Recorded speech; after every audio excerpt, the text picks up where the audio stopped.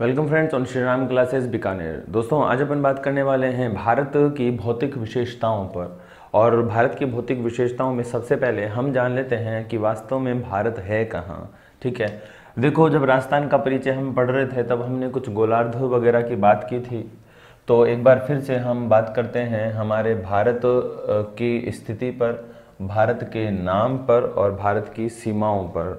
ये मान लीजिए हमारी पृथ्वी है, ये हमारा नॉर्थ पोल हो गया, ये साउथ पोल हो गया, ये हमारी विषुवत रेखा हो गई। ठीक है, विषुवत रेखा, ये 0 डिग्री अक्षांश होती है विषुवत रेखा, और इसको हम विषुवत रेखा या भूमध्य रेखा भी कहते हैं। भूमध्य रेखा या हम इसको कहते हैं विषुवत रेखा, विषुवत रेखा। ठीक है, और इन दोनों ध्रुवों को मिलाते हुए ये जो हमारी रेखा है, अरे बन जाना यार, ये जो रेखा है ये हमारी ग्रीनविच रेखा, ग्रीनविच रेखा। ठीक है, ये ध्यान रखना है। अब अगर हम इसको देखते हैं तो हमारे इस पृथ्वी पर 4 गोलार्ध नजर आते हैं। भूमध्य रेखा से उत्तर ध्रुव की ओर ये उत्तर गोलार्ध, ये भूमध्य रेखा से दक्षिण की ओर दक्षिण ध्रुव तक ये दक्षिण गोलार्ध, ग्रीनविच रेखा से पूर्व की ओर ये पूर्वी गोलार्ध, और पश्चिम की ओर पश्चिमी गोलार्ध। यहाँ जो देशांतर स्थित होता है पश्चिम की ओर, पूर्व की ओर, वो 100 डिग्री पूर्वी देशांतर 180 डिग्री, और इधर भी 180 डिग्री पश्चिमी देशांतर तक हमारा विस्तार होता है। यहाँ पे 90 डिग्री उत्तर अक्षांश है और यहाँ पे 90 डिग्री दक्षिण अक्षांश है। अब हम बात करते हैं भारत की। तो भारत हमारा जो है, भारत का अक्षांशीय देशांतरीय विस्तार एक बार हम यहाँ थोड़ा सा बनाते हैं, उसके बाद हम इसको मैप में रखेंगे। मान लीजिए हमारा ये भारत बन रहा है, अभी छोटा बना रहे हैं, उसके बाद वहाँ पे हम इसको बड़ा एनलार्ज कर लेंगे। ये हमारा भारत है। ठीक है, भारत की मुख्य भूमि का जो विस्तार शुरू होता है वो 8 डिग्री 4 मिनट उत्तरी अक्षांश से 37 डिग्री 6 मिनट उत्तर अक्षांश, और हमारा जो देशांतरीय विस्तार शुरू होता है वो 68 डिग्री 7 मिनट पूर्वी देशांतर से 97 डिग्री 25 मिनट पूर्वी देशांतर तक। ये हमारे भारत का विस्तार है। अब इस विस्तार को हमें इस ग्लोब पर रखना है। तो सबसे पहले देखो कि हमारा जो विस्तार है वो शुरू होता है कहाँ से, 8 डिग्री 4 मिनट उत्तर अक्षांश से। 8 डिग्री 4 मिनट उत्तर अक्षांश से ये भूमध्य रेखा है। भूमध्य रेखा के उत्तर में जितने भी अक्षांश सभी उत्तरी कहलाते हैं, भूमध्य रेखा के दक्षिण में जितने भी सभी अक्षांश सभी दक्षिणी कहलाते हैं। तो हमें शुरू होना है भूमध्य रेखा के उत्तर से। ये 0 डिग्री है, 0 1 2 3 4 5 इस तरह से काउंट करते हुए मान लीजिए ये एक अक्षांश रेखा आती है और ये होती है 8 डिग्री 4 मिनट उत्तर अक्षांश। ठीक है, और कहाँ तक है हम, 37 डिग्री 6 तक। तो यहाँ 8 हो गया, ऐसे ही 9 10 11 12 करते हुए मान लीजिए ये वाला जो अक्षांश आता है वो हो गया हमारा 37 डिग्री 6 मिनट उत्तर अक्षांश। तो हमारा जो भारत है वो यहाँ कहीं स्थित है। अब हमें ये पता लगाना है कि हमारा जो भारत है वो यहाँ कहाँ स्थित है। ठीक है, कैसे पता लगाएंगे, तो देखो देशांतरीय विस्तार से हमें पता लगेगा। हमारा देशांतरीय विस्तार है 68 डिग्री 7 मिनट पूर्वी देशांतर। तो ग्रीनविच रेखा के पूर्व में जितने भी देशांतर है सभी पूर्वी कहलाते हैं, ग्रीनविच के पश्चिम में जितने भी देशांतर है सभी पश्चिमी कहलाते हैं। तो अब हम आ जाते हैं पूर्वी देशांतर पर। ठीक है, कहाँ से शुरू होता है, 68 डिग्री 7 मिनट। ये कौन सा देशांतर है, 0। काउंट करें, 0 1 2 3 4 5 करते हुए मान लीजिए यहाँ पे एक देशांतर आता है हमारा, ये हो गया 68 डिग्री 7 मिनट पूर्वी देशांतर। 68 डिग्री 7 मिनट पूर्वी देशांतर, और कहाँ तक है हम, 97 डिग्री 25 मिनट तक।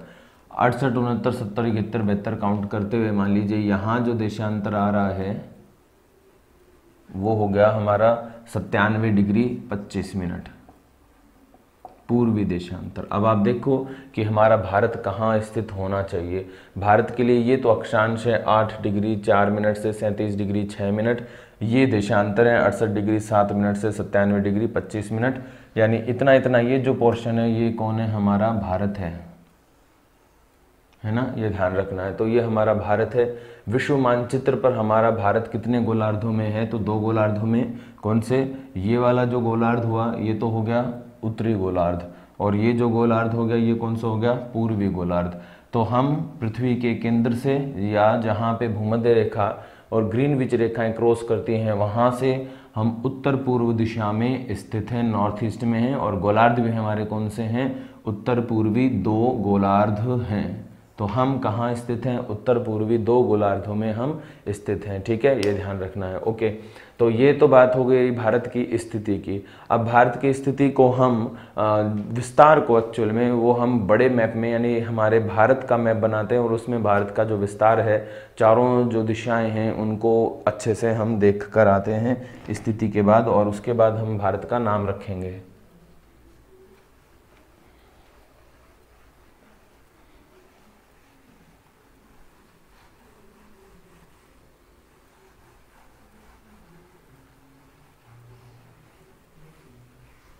भारत का नाम रख देंगे, विस्तार रख देंगे, और उसके बाद हम भारत की उत्पत्ति देखेंगे कि भारत वास्तव में उत्पन्न कैसे हुआ है, ये हम देखेंगे, है ना।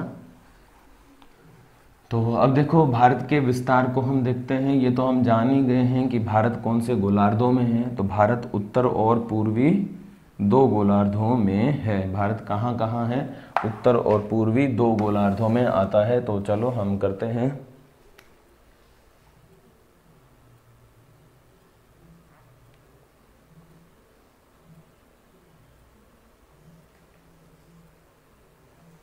ये हमारा भारत मान लीजिए एक बार आप,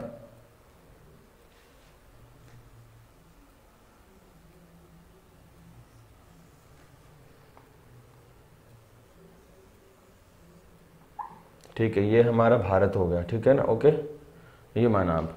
अब भारत का जो विस्तार वगैरह है वो देख लेते हैं कि भारत की मुख्य भूमि का जो विस्तार है, मुख्य भूमि का विस्तार है वो 8 डिग्री 4 मिनट उत्तरी अक्षांश से शुरू होता है, और कहाँ तक है, 37 डिग्री 6 मिनट उत्तरी अक्षांश तक। लेकिन ये मुख्य भूमि का विस्तार है। लेकिन अगर ऐसे पूछे कि भारत का दक्षिणतम विस्तार कहाँ है, तो भारत का दक्षिणतम विस्तार अंडमान निकोबार द्वीप समूह में है, और वो है 6 डिग्री 4 मिनट उत्तर अक्षांश पर। और यहाँ पर हमारा जो दक्षिणतम बिंदु है भारत का वो स्थित है इंदिरा पॉइंट। इंदिरा पॉइंट का पुराना नाम पार्सन पॉइंट भी है, इसको पिग्मेलियन पॉइंट भी कहते हैं, पिग्मेलियन पॉइंट। ये ग्रेट निकोबार जो द्वीप है भारत का वहां पर स्थित है 6 डिग्री 4 मिनट पे, और यहां हम मान लेते हैं दक्षिण में हमारी भूमध्य रेखा, ये हमारी भूमध्य रेखा, ठीक है, भूमध्य रेखा, ठीक है। तो अब भारत का दक्षिणतम बिंदु कौन है, 6 डिग्री 4 मिनट पर इंदिरा पॉइंट, पार्सन पॉइंट या पिग्मेलियन पॉइंट। भारत की मुख्य भूमि का दक्षिणतम बिंदु कौन है, 8 डिग्री 4 मिनट पर स्थित कन्याकुमारी या केप कैमोरिन, कुमारी अंतरीप, कुमारी अंतरीप। अब ये कुमारी अंतरीप कहाँ है, तमिलनाडु में। कुमारी अंतरीप कहाँ है, तमिलनाडु में, ठीक है, ये ध्यान रखना है। ओके, कन्याकुमारी में स्थित है।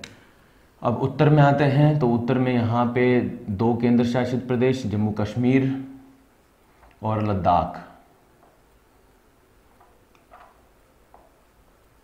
लद्दाख, तो यहाँ पर हमारा इंदिरा कोल, वहाँ पे इंदिरा पॉइंट, यहाँ पे इंदिरा कोल, ठीक है, 37 डिग्री 6 मिनट। अब लद्दाख में, पहले जम्मू कश्मीर में था, अब लद्दाख में, ठीक है, ये ध्यान रखना है। ओके, अब ये हमारे भारत का सबसे उत्तरी छोर, ये भारत का सबसे दक्षिणी छोर, मुख्य भूमि का ये वास्तव में सबसे दक्षिणी छोर। अब ऐसे भी क्वेश्चन आता है कि भारत भूमध्य रेखा से कितनी दूर है, तो भारत भूमध्य रेखा से जो दूरी है 876 किमी दूर, 876 किमी दूर स्थित है, ठीक है। तो भूमध्य रेखा से हम 876 किलोमीटर दूर स्थित है। अब बात करते हैं यहाँ पे, तो पूर्व और पश्चिमी विस्तार से शुरू करते हैं। तो भारत का जो पूर्वी छोर है, ठीक है, यहाँ ये अरुणाचल प्रदेश में है, अरुणाचल प्रदेश में, और छोर का नाम है वालागू, ठीक है। और कुछ बुक्स में किबिथू भी लिखा मिलता है, किबिथू, ठीक है, लेकिन अगर दोनों ऑप्शन में आ जाए तो वालागू ही करना है, ये ध्यान रखना है, क्योंकि माजिद हुसैन की जो बुक है वो वालागू लिखती है और किबिथू वगैरह कुछ गाइड में मिलता है किबिथू। और यहाँ पे हमारा सर्वाधिक पश्चिमी जिला है गुजरात। गुजरात में जो हमारा सर्वाधिक पश्चिमी छोर है सरक्रीक, सरक्रीक, ठीक है, कुछ द्वारका बताते हैं बट कि द्वारका बहुत ज़्यादा इधर आ जाता है, तो सरक्रीक क्षेत्र है। सरक्रीक में राजहर क्रीक भी हम लिख सकते हैं, राजहर क्रीक, ठीक है, ये ध्यान रखना। तो सरक्रीक या राजहर क्रीक ये हमारे पश्चिमी छोर, वो हमारा पूर्वी छोर। और यहाँ पे देशांतर 68 डिग्री 7 मिनट पूर्व देशांतर से 97 डिग्री 25 मिनट पूर्व देशांतर, राइट। अब स्थान हमने चारों जान लिए हैं, अब इन चारों स्थानों को हम आपस में मिला दें एक बार, इस तरह से, ठीक है। तो हमारा जो भारत है वो कितना होता है, तो उत्तर से दक्षिण जो है भारत की जो लेंथ है उत्तर से दक्षिण वो करीब 3214 किलोमीटर है, और पूर्व से पश्चिम है वो करीब 2933 किलोमीटर है, ठीक है, ये ध्यान रखना है। ये दोनों जो लंब भारत पर डाले गए हैं ये एमपी में क्रॉस करते हैं, ये भी ठीक है, ये ध्यान रखना है। अब क्वेश्चन ये आता है कि भारत का अक्षांशीय अंतर कितना है, देशांतरीय अंतर कितना है। तो अक्षांशीय अंतर निकालेंगे तो इसमें से इसको माइनस कर देते हैं, 37 degree 6 minute minus 8 degree 4 minute, तो आ गया 29 डिग्री 2 मिनट। ये तो क्या है, भारत का अक्षांशीय अंतर है, 29 डिग्री 2 मिनट भारत का अक्षांशीय अंतर। देशांतरीय अंतर देखते हैं, 97 25 minus 68 degree 7 minute, 29 degree 18 minute, ठीक है, 29 डिग्री 18 मिनट देशांतर, ये हमारे भारत का क्या है, देशांतरीय अंतर है। अब अगर समय का अंतर निकालते हैं तो 1 मिनट पर समय का अंतर आता है, 1 डिग्री देशांतर पर समय का अंतर आता है 4 मिनट। तो यहाँ पर आता है 29 इंटू 4 लगभग 117 मिनट, 117 मिनट मान के चलिए, लगभग 117 मिनट का अंतर आता है भारत के पूर्व से पश्चिम छोर में, 117 मिनट का लगभग, ठीक है, ये ध्यान रखना है। तो लगभग 2 घंटे 116 मिनट 117 मिनट के आसपास, तो 117 मिनट माने ये बेहतर है, तो 117 मिनट का अंतर आता है हमारे पूर्व से पश्चिम छोर की ओर, ठीक है, ये ध्यान रखना है। चलो अब भारत का अंतर हमने देख लिया, समय विस्तार हमने देख लिया, भारत में कर्क रेखा की स्थिति को भी हम जान लेते हैं। कर्क रेखा क्या होती है, वो भारत के 8 राज्यों से गुजरती है, इस तरह से यहां पे यूं निकलती है, ठीक है। और भारत की जो मानक समय रेखा IST, Indian standard timeline, IST, वो भारत के 5 राज्यों से निकलती है, इस तरह से। और IST 82.5 डिग्री पूर्व देशांतर से खींची गई है, और कर्क रेखा जो कि प्रधान अक्षांश रेखा है, आप जानते ही हैं, 23.5 डिग्री उत्तर अक्षांश को हम क्या कहते हैं, कर्क रेखा कहते हैं। ये कर्क रेखा प्रधान अक्षांश रेखा भी कहलाती है। अब हम बात कर लेते हैं कर्क रेखा की और हमारी प्रधान अक्षांश रेखा की, वो किन किन स्थानों से गुजरती है। बीच वाला एक बार हमें मिटाना होगा, किन किन राज्यों से गुजरती है। कर्क रेखा को हम रखेंगे, बाकी सारा एक बार हटा देते हैं।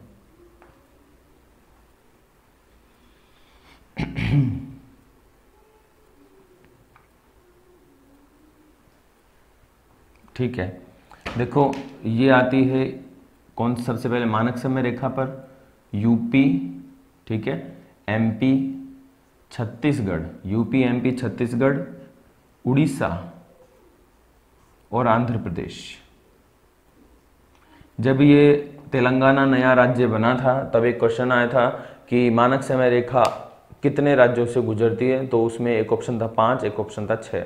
तब तेलंगाना जब नया राज्य बना तो सबको ये लगा कि यार हो सकता है कि तेलंगाना से भी गुजरती हो, तो याद रखिए कि तेलंगाना से नहीं गुजरती है मानक समय रेखा, ये 5 राज्यों से गुजरती है, यूपी, एमपी, छत्तीसगढ़, उड़ीसा और आंध्र प्रदेश।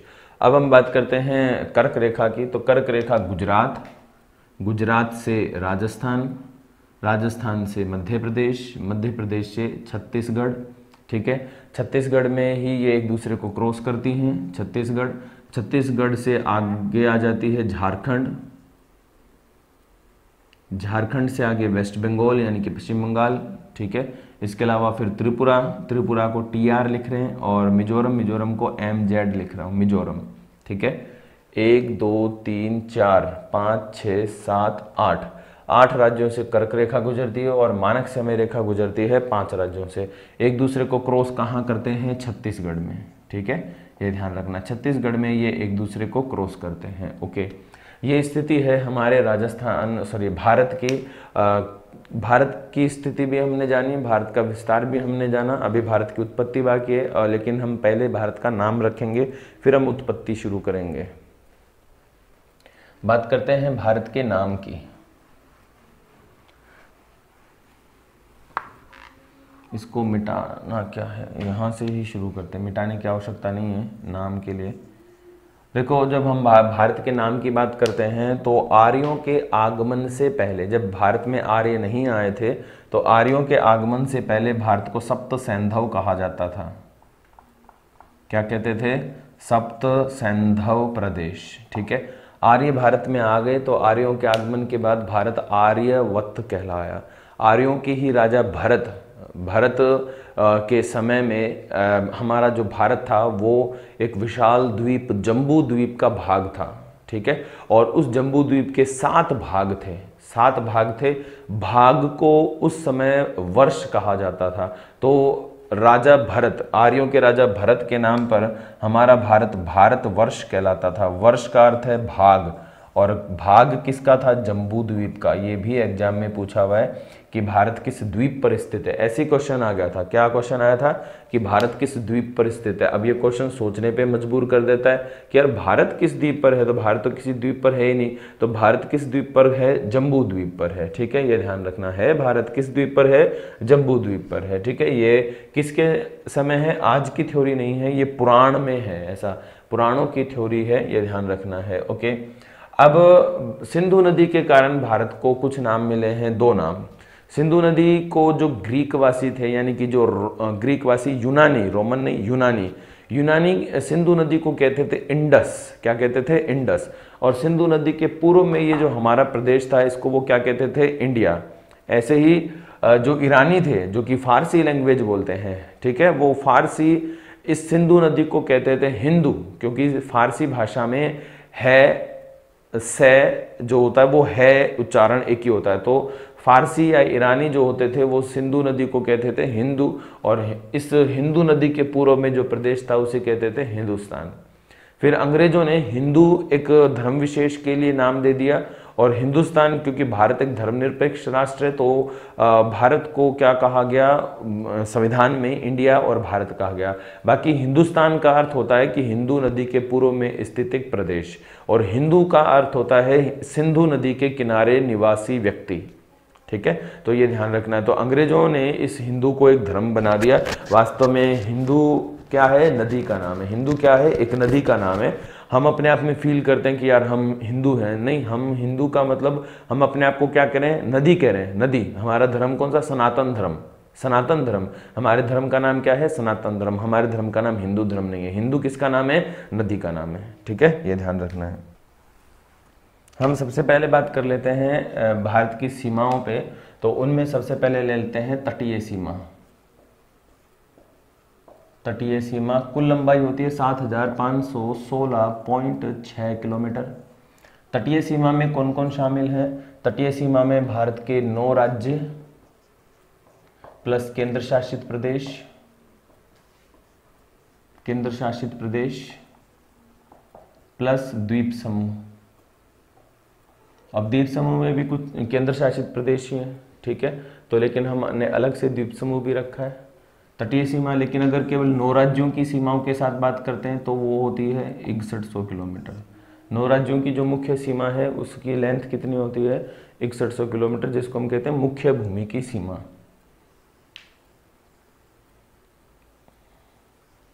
ठीक है। इसमें गुजरात ये सबसे लंबी सीमा बनाता है, करीब 1214 किलोमीटर के आसपास। गुजरात के बाद महाराष्ट्र, ठीक है। छोटी, सबसे छोटी सीमा 101 किलोमीटर लंबी सीमा गोवा, गोवा के बाद कर्नाटका, फिर केरला। ठीक है, तो गुजरात, महाराष्ट्र, गोवा, कर्नाटक, केरल, ये तो अरब सागर से सीमा बनाते हैं। इसके अलावा फिर तमिलनाडु, तमिलनाडु के बाद आंध्र प्रदेश, आंध्र प्रदेश के बाद उड़ीसा और वेस्ट बंगाल। इसमें जो आंध्र प्रदेश है दूसरी सबसे लंबी सीमा बनाता है 973 किलोमीटर, और वेस्ट बंगाल दूसरी सबसे छोटी बनाता है 151 किलोमीटर। तीसरी सबसे बड़ी तमिलनाडु बनाता है और तीसरी सबसे छोटी कर्नाटक बनाता है। ठीक है, ये ध्यान रखना, ये पूछा हुआ है। एसएससी का एग्जाम आया हुआ था और उसमें पूछा था कि निम्नलिखित राज्यों में सबसे लंबी तटीय सीमा वाला राज्य।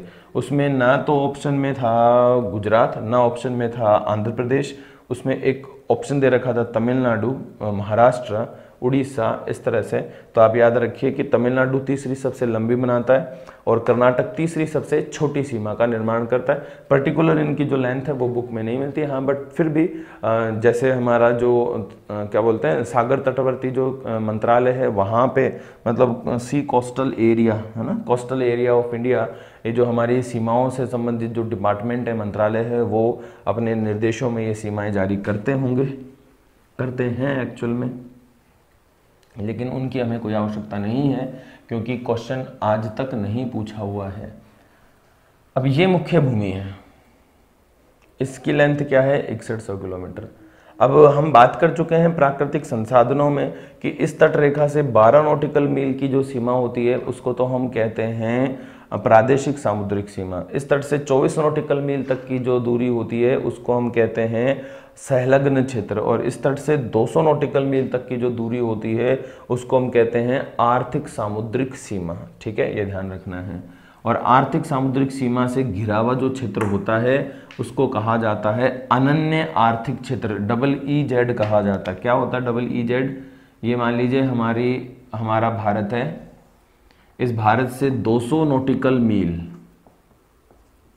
200 नॉटिकल मील तक की जो दूरी है, यहाँ पूरा एरिया कवर करके हुए ना, पूरा एरिया कवर करके 200 नॉटिकल मील की जो दूरी है, इतना इतना पूरा, इसको क्या कहते हैं EEZ कहते हैं। EEZ फुल फॉर्म होती है exclusive economic zone. Exclusive economic zone Hindi में बोलते हैं अनन्य आर्थिक क्षेत्र। ये भी IS प्री में आया हुआ है, अनन्य आर्थिक क्षेत्र। कितना एरिया है, अब इसका पूरा एरिया निकालते हैं तो ये बनता है 2.02 मिलियन वर्ग किमी। 2.02 मिलियन वर्ग किमी, इसको क्या कहते हैं EEZ, एक्सक्लूसिव इकोनॉमिक जोन। कितना है ये एरिया? वैसे लेंथ में 200 नॉटिकल मील, लेकिन बाई एरिया कितना है 2.2 मिलियन वर्ग किमी। एरिया मतलब 200 नॉटिकल मील, इधर भी इधर भी इधर भी, तो टोटल क्षेत्रफल निकालते हैं तो कितना बनता है 2.02 मिलियन वर्ग किमी। ये हमारा एरिया है किसका? EEZ का। याद रखना, बहुत इंपॉर्टेंट क्वेश्चन है। अब बात करते हैं हम स्थलीय सीमा की।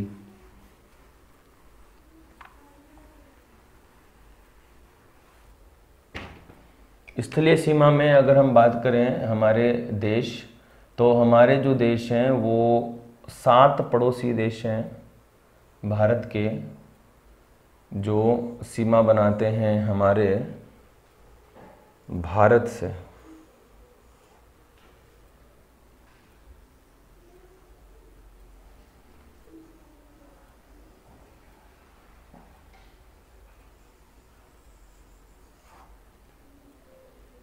ठीक है, बात करते हैं, देखो कौन कौन से। इधर पाकिस्तान, इधर अफगानिस्तान, इधर चीन, नेपाल,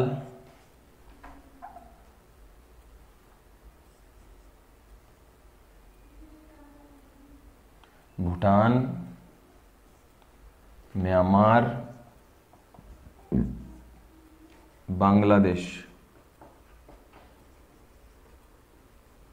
ठीक है, अब देखो हम बात करते हैं इन सीमाओं की। तो राज्य देश तो कितने हो गए 7, और राज्य कितने हैं 15। तो हमारे पास हैं राज्य 2 केंद्र शासित प्रदेश। ठीक है, नहीं 15 नहीं, 16 तो राज्य और 2 केंद्र शासित प्रदेश, 16 राज्य और 2 केंद्र शासित प्रदेश हमारे पास हैं। तो हम बात करते हैं पाकिस्तान से, तो यहाँ पर है गुजरात, राजस्थान, यहाँ से हम आगे बढ़ते हैं तो पंजाब, ठीक है, और यहाँ से फिर एक बार तो जम्मू कश्मीर और एक बार लद्दाख। तो लद्दाख, जम्मू कश्मीर, पंजाब, राजस्थान और गुजरात, ये सीमा बनाते हैं पाकिस्तान से, ठीक है। अब इस सीमा को हम कहते हैं red Cliff. Red Cliff total length करीब 3310 किलोमीटर, ठीक है। ये 3310 किलोमीटर क्या है, पूर्व की लंबाई है जब भारत आज़ाद हुआ था, लेकिन अभी 3323 किलोमीटर, ये तो पुरानी है, तो अभी याद रखिए 3323 किलोमीटर। बट इनकी लंबाई कभी पूछी नहीं जाती है। लंबाई क्यों नहीं पूछी जाती है, क्योंकि ये हमने इनको विवादित बना रखा है, ठीक है। जैसे इधर पीओके है, तो पीओके हमारा है, लेकिन पाकिस्तान ने अवैध कब्जा कर रखा है, तो हम उसकी लंबाई 3310 शो करते हैं, ठीक है। लेकिन जो अदर कंट्रीज़ हैं वो पाकिस्तान के साथ लंबाई 3323 शो करते हैं। आप सोच रहे हैं यार 3310 तो कम है, लद्दाख पीओके हमारे पास है तो ज़्यादा होना चाहिए, बट ऐसा है कि अगर पीओके हमारे पास है तो पाकिस्तान यहीं ख़त्म हो जाता है। लेकिन 3323 इसलिए हो जाती है क्योंकि यहाँ से यूँ घूमते घूमते घूमते ये इधर निकलता है, तो इधर बढ़ जाती है थोड़ी सी, 13 किलोमीटर, है ना। तो ये लद्दाख का कुछ पोर्शन है जो पीओके के रूप में है। और पीओके और लद्दाख के बीच में जो सीमा बनती है, पीओके और लद्दाख के बीच में जो सीमा बनती है उसको LOC कहते हैं। LOC का फुल फॉर्म होता है line of control, line of control, LOC, ठीक है। ये हो गया हमारा पीओके। LOC 1948 में क्रिएट हुई थी। ये जो पीओके बना 1948 में बना था, ठीक है, ये ध्यान रखना है। तो ये पीओके, तो ये इसके बाद इधर चीन के साथ जो सीमा बनती है, यहाँ पे तो अक्साई चीन है, अक्साई चीन, इसको COK भी कहते हैं, COK। चीन अकुपाई लद्दाख हो गया अब तो ये, है ना। तो पहले नाम था चीन अकुपाई कश्मीर, अब इसको कहा जाएगा चीन अकुपाई लद्दाख, और इसको भी पीओके की जगह कहा जाएगा चीन अकुपाई पाक अकुपाई लद्दाख, POL हो जाना चाहिए। तो बट अभी इनके नाम कोई चेंज नहीं है, तो ये COK, ये पीओके, अक्साई चीन। अब पाकिस्तान और भारत के बीच में जो सीमा है ये वाली, इसको तो कहते हैं LOC। ऐसे ही चीन, अक्साई चीन और भारत के लद्दाख के बीच में जो सीमा है, यहाँ पे लद्दाख है हमारा ना, यहाँ जो सीमा है इसको हम कहते हैं LAC, LAC, यानी LAC का फुल फॉर्म होता है लाइन ऑफ एक्चुअल कंट्रोल। तो अब चीन जो सीमा बनाता है वो लद्दाख से बनाता है, फिर इधर हिमाचल प्रदेश से, उत्तराखंड से, ठीक है, उसके बाद सिक्किम से और अरुणाचल प्रदेश से। यहाँ पे यूँ अरुणाचल प्रदेश और ये असम, इस तरह से ये मेघालय, ठीक है। तो देख ही पा रहे हैं हम, क्या देख पा रहे हैं कि चीन लद्दाख से सीमा बना रहा है, हिमाचल प्रदेश से, उत्तराखंड से, सिक्किम से और अरुणाचल प्रदेश से। चीन की जो हमारी सीमा है वो पूर्व में जब कोई विवाद नहीं था, तब भारत आज़ाद हुआ था, उस समय थी 3917 किलोमीटर। अब है ना पूरी तरह से सिकुड़ गई है, चीन ने बहुत सारे स्थानों पे कब्जा कर लिया। 3488 किलोमीटर ही बताता है चाइना, ठीक है। और चीन अपने मैप में इस गलवान घाटी जो यहाँ पर है, अक्साई चीन LAC के पास, गलवान घाटी को भी अपने मैप में बताता है, ठीक है। और इधर यहाँ पे भूटान में है, जिसको हम बोलते हैं चुम्बी घाटी। चुम्बी घाटी जो क्षेत्र है भूटान का भाग है, और चुम्बी घाटी ना केवल भूटान में, चीन में भी है, लेकिन चीन क्या करता है, भूटान की चुम्बी घाटी वाला जो क्षेत्र है वो भी चीन में ही बताता है। इधर वालागू अरुणाचल प्रदेश में, वालागू को भी चीन में ही बताता है। तो इसलिए सीमा सिकुड़ जाती है 3488 किलोमीटर। बट लंबाइयाँ नहीं पूछी जाएंगी, क्योंकि पुराने समय में हम 3917 बताएं, अब 3488 बताएं, तो हम क्या, अगर 3917 नहीं बताते हैं तो हमें देशद्रोही घोषित कर दिया जाएगा, है ना। हम ऐसे कहें कि ये पाकिस्तान और भारत के जो बीच में लंबाई है 3323 है, हम यूँ पढ़ें, है ना, ये वाली 3323 है, लेकिन यूँ 3310 है ऐसे, तो हम 3323 लिखें तो यार हम तो गद्दार हो गए, है ना। तो पीओके हमने शो ही नहीं किया, पीओके हमने शो नहीं किया, ये तो गड़बड़ हो गई ना ऐसे तो अब इस वजह से कभी भी सीमाओं की लंबाई नहीं पूछी जाती है, ये ध्यान रखना। अब इसमें सिर्फ इतना सा क्वेश्चन आता है कि भारत और पाकिस्तान के मध्य जो सीमा है वो क्या कहलाती है, रेड क्लिफ कहलाती है, बस इतना सा। तो अब चीन और भारत की जो सीमा है, वैसे तो पर्टिकुलर कोई नाम नहीं है, लेकिन चीन और अरुणाचल प्रदेश की जो सीमा है इसका नाम है क्या नाम है, मैकमोहन। ठीक है, ध्यान रखना। तो चीन और अरुणाचल प्रदेश के मध्य जो सीमा है वो मैकमोहन कहलाती है। 27 अप्रैल 2014 में, सॉरी 1914 में, 27 अप्रैल 1914 में इस सीमा रेखा का निर्माण हुआ था शिमला में। तो इस शिमला में जो ये समझौता हुआ, मैकमोहन उस समय भारत के विदेश सचिव हेनरी मैकमोहन थे। ठीक है, मनमोहन सिंह के नाम पर नहीं है ये मैकमोहन। ठीक है, तो ये मैकमोहन, देखो मनमोहन सिंह नाम, मनमोहन सिंह भाई एक प्रधानमंत्री जो बोलते नहीं थे और वर्तमान प्रधानमंत्री जो सिर्फ बोलते हैं। ठीक है, तो दो अलग अलग चीज़ें हैं। मतलब इनके लिए कहा जाता था कि बोलते नहीं है, बोलते मौनी बाबा, उनके मौन धारण करके रखते हैं, मौनी बाबा। और अब ऐसे प्रधानमंत्री जो सिर्फ बोलते ही हैं। ओके, तो मैकमोहन ये शिमला में बना। ओके, ये ध्यान रखना है। चलो आगे हम बात करते हैं। यहाँ से नेपाल के साथ हमारी, चीन के साथ हो गई। नेपाल के साथ जो हमारी सीमा, ये नेपाल है। नेपाल के साथ देखो उत्तराखंड, इधर उत्तर प्रदेश, यहाँ पे बिहार, इधर सिक्किम और इधर वेस्ट बंगाल। वेस्ट बंगाल ऐसे हो गया, ये वेस्ट बंगाल। ठीक है, तो ये वेस्ट बंगाल हो गया भाई। इस भूटान को थोड़ा सा आगे बढ़ा दें, चलो ठीक है। तो ये वेस्ट बंगाल हो गया, है ना। तो अब नेपाल से देखो उत्तराखंड सीमा बनाता है, उत्तर प्रदेश बनाता है, बिहार बनाता है, सिक्किम बनाता है और पश्चिम बंगाल बनाता है। सीमा रेखा का कोई नाम नहीं है। यहाँ पे छोटा सा विवाद जरूर है, काला पानी विवाद, काला पानी विवाद। ठीक है, काला पानी विवाद को हम एक अलग मैप में मतलब देख लेंगे, एक अलग से मैप जो होगा हम उसमें इसको ऐड करके अलग से देख लेंगे, जैसे हमने गूगल अर्थ वगैरह में देखा उस तरह से।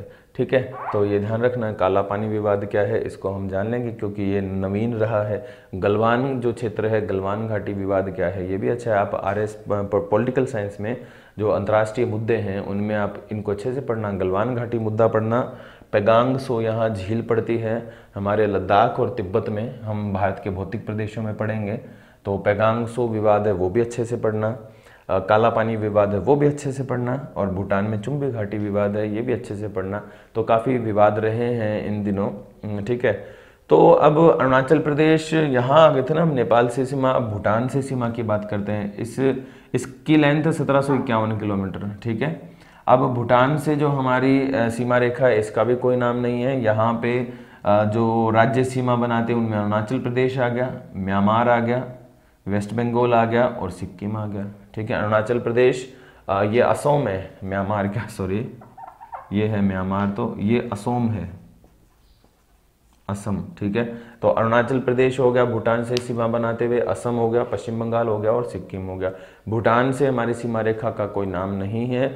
ठीक है, अब भूटान के साथ जो हमारी सीमा रेखा की लंबाई है पुराने समय में 587 किलोमीटर मानी जाती थी, अब 699 बताते हैं। ठीक है, मैं बता चुका हूँ सीमाओं की लंबाई नहीं आती है। ओके, यहाँ से अब म्यांमार, म्यांमार के सहारे अरुणाचल प्रदेश। ठीक है,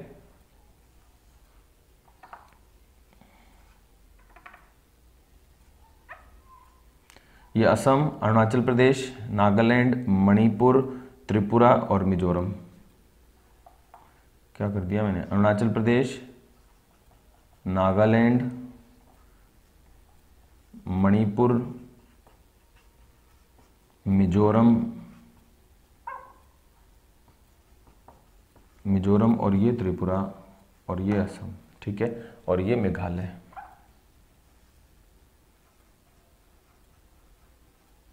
ये मेघालय। ठीक है, और यहाँ पे म्यांमार, ये म्यांमार। अब म्यांमार से अरुणाचल प्रदेश, नागालैंड, मणिपुर और मिजोरम। अरुणाचल प्रदेश, नागालैंड, मणिपुर और मिजोरम ये क्या करते हैं, म्यांमार से सीमा बनाते हैं। सीमा की लंबाई करीब 1643 किलोमीटर। ठीक है, ये ध्यान रखना है। ओके, अब यहाँ पे हम बांग्लादेश में आ जाते हैं। तो बांग्लादेश से हम अगर सीमा बनाते हैं तो बांग्लादेश से करीब 4096 किलोमीटर लंबी सीमा बनाते हैं। ये हमारी भारत की सबसे लंबी अंतर्राष्ट्रीय सीमा है। ठीक है, अब यहाँ पे अगर हम देखें कि कौन से राज्य, तो विशेषकर वेस्ट बंगाल, असम, मेघालय। असम दो दो बार बनाता है, इधर से भी और इधर से भी, त्रिपुरा और मिजोरम। ठीक है ना, ये ध्यान रखना। तो बांग्लादेश से कौन सीमा बनाते हैं? पश्चिम बंगाल, असम, मेघालय, त्रिपुरा और मिजोरम। अब असम को देखो, ये दो दो बार सीमा बनाता है। असम क्या करता है? दो दो बार सीमा बना रहा है, इधर से भी और इधर से भी। त्रिपुरा एक ऐसा राज्य है जो बांग्लादेश से तीन ओर से घिरा हुआ है। त्रिपुरा और बांग्लादेश की सीमा को हम जीरो लाइन कहते हैं। त्रिपुरा और बांग्लादेश की सीमा जीरो लाइन कहलाती है और मिजोरम भी बांग्लादेश से सीमा बनाता है। ठीक है, अब यहाँ पे कुछ विवाद है, उन विवाद को आप अपनी अंतर्राष्ट्रीय राजनीति में जरूर पढ़ना, काफ़ी इम्पोर्टेंट होता है। ठीक है, यहाँ पे जब आप पढ़ते हैं तो यहाँ पे कच्छ विवाद और सरक्रीक विवाद गुजरात में, इधर पीओके विवाद हमारे लद्दाख में, और यहाँ पे सियाचिन विवाद, ठीक है, अक्साई चीन चीन के साथ। इसके अलावा गलवान घाटी विवाद, लद्दाख में पैगांग सो झील विवाद। ठीक है, नेपाल के साथ काला पानी विवाद। काला पानी विवाद तो मैं आपको बता दूंगा बहुत शानदार डायग्राम के माध्यम से। और इसके अलावा फिर यहाँ पे चुम्बी घाटी विवाद। चुम्बी घाटी है कहाँ, वो जरूर मैं आपको मेंशन कर देता हूँ क्योंकि इम्पोर्टेंट है। भूटान और सिक्किम इस तरह से जुड़े हुए हैं, सिक्किम, भूटान और ये चीन, और ये चुम्बी घाटी, ये जो वी आकार देख रहे हो ना, ये है चुम्बी घाटी।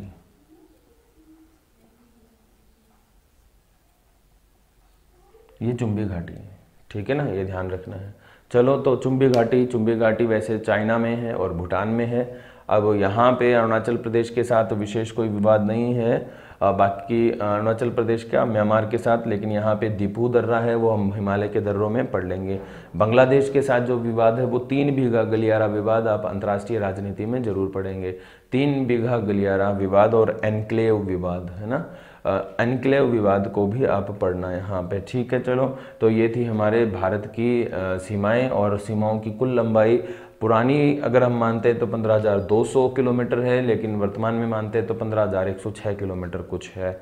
ठीक है, अब ऐसा भी है कि जो सीमाएं हैं वो हम 15,200, स्थलीय सीमा 15,200 ही हमेशा से मानते आए हैं, क्योंकि जो statics department of Indian government है वो बुक जारी करता है ना, भारत 2020, भारत के नाम से बुक आती है। जैसे राजस्थान का सूचना प्रसारण मंत्रालय है वो सुजस के नाम से, है ना, जारी करता है, वैसे भारत में भी जारी होती है भारत के नाम से। तो भारत के नाम से जो जारी होती है उसमें भारत 2020 में जो बुक आप देखोगे तो उसमें भारत की स्थलीय सीमा को 15,200 ही बता रखा है, लेकिन अंतर्राष्ट्रीय राजनीति में हम पढ़ते हैं तो भारत की सीमा 15,106 किलोमीटर बताई जाती है। ठीक है, ये ध्यान रखना। तो ये हमने बात कर ली है भारत की सीमाओं की और भारत के परिचय की। अब सिंपल एक क्वेश्चन बनता है क्षेत्रफल में कि भारत का क्षेत्रफल कितना है। तो भारत का क्षेत्रफल आप जानते हैं 32,87,263 वर्ग किलोमीटर, 32,87,263 वर्ग किलोमीटर भारत का क्षेत्रफल है। विश्व के क्षेत्रफल का कितना, 2.4% रखता है। और विश्व में स्थान कौन सा, 7वां रखता है। तो भारत से पहले कौन है? भारत से पहले आते हैं रूस, कनाडा, यूएसए, चीन, ऑस्ट्रेलिया, ब्राज़ील, भारत। उल्टा तो नहीं कर दिया, ब्राज़ील पहले है ना, फिर ऑस्ट्रेलिया। तो रूस, कनाडा, यूएसए, चीन, ब्राज़ील। ठीक है, रूस, कनाडा, यूएसए, चीन, ब्राज़ील, ऑस्ट्रेलिया और भारत, ये ऐसे आएगा। ब्राज़ील ऊपर, तो ब्राज़ील, ऑस्ट्रेलिया, भारत, ये ध्यान रखना। तो यहाँ पे भारत के बाद अर्जेंटीना, भारत के बाद अर्जेंटीना। रूस, कनाडा, यूएसए, चीन, ब्राज़ील, ऑस्ट्रेलिया, भारत और अर्जेंटीना। अब यहाँ पे क्वेश्चन और थोड़ा सा मिसिंग रहता है कि यूएसए को तीसरा करें कि चाइना को तीसरा करें।